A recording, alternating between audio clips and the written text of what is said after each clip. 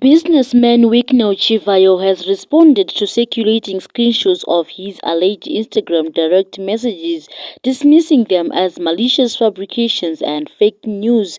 Chivayo stated that he will not tolerate the continued attacks on his character and the defamation of innocent women.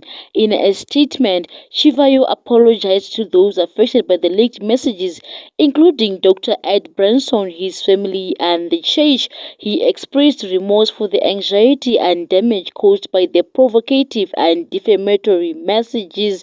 Chivayo denied any involvement with the fake social media accounts used to generate the screenshots, stating that his official account was not involved. He accused criminals of sponsoring the attack, which he believes was motivated by an unsuccessful attempt to extort him.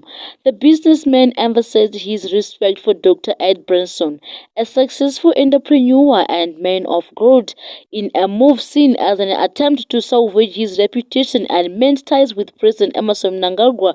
Chivayo's apology may be a strategic effort to distance himself from the scandal and appease the president, who had reportedly cut ties with him.